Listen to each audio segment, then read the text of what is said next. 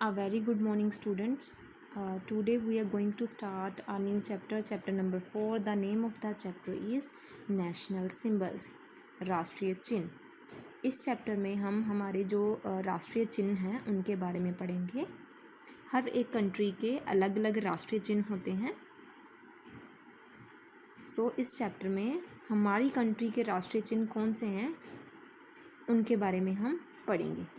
Look at the checklist. ये राष्ट्रीय symbols राष्ट्रीय चिन्ह हैं, नेशनल सिंबल्स हैं।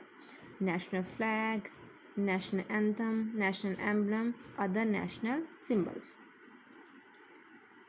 Colour the picture of our national flag suitably. ये आपको नेशनल फ्लैग की पिक्चर बनी हुई है, इसमें आपने सूटेबल होते कलर्स जो हैं वो करने हैं, जो हमारे नेशनल फ्लैग में कलर्स हैं वो इसमें फिल करने हैं।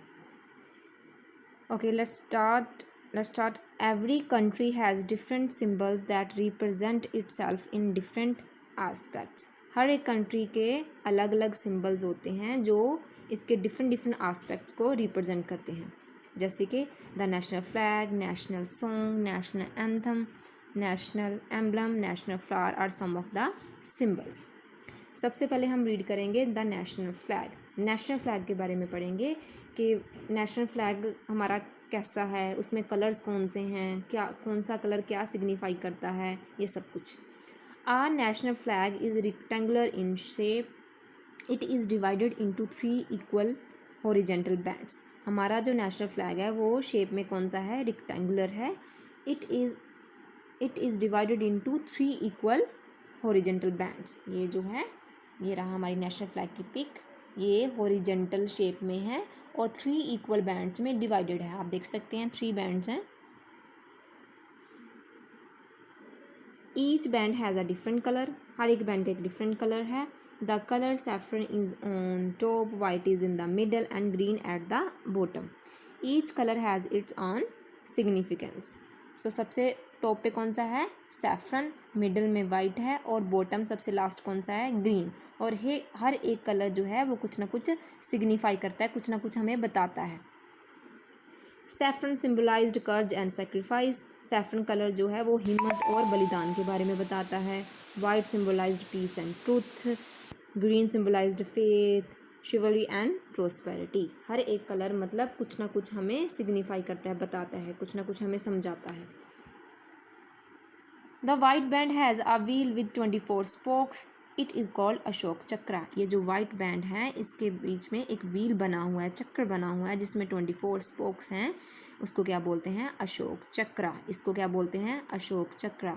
The chakra symbolised the wheel of dharma and is navy blue in colour. जो ये चक्र है ये क्या सिम्बोलाइज करता है, कर्म के चक्कर को बताता है, धर्म के चक्कर को बताता है। Is navy blue in colour. Our national flag was designed by Pingali Venkayya. ये जो हमारा नेशनल फ्लैग है किसने डिज़ाइन किया है, पिंगली वेंक्या ने डिज़ाइन किया है। Our national flag is also called the Tiranga और द ट्राई कलर। जो हमारा नेशनल फ्लैग है उसको तिरंगा भी बोलते हैं और ट्राई कलर भी बोलते हैं। The national flag can be hosted on government building, schools and office. जो नेशनल फ्लैग है वो कहाँ पर लहराते हैं, नेशनल बिल्डिंग्स में, स्कूल में और ऑफिस में। जो गवर्नमेंट बिल्डिंग्स, स्कूल्स और ऑफिस में।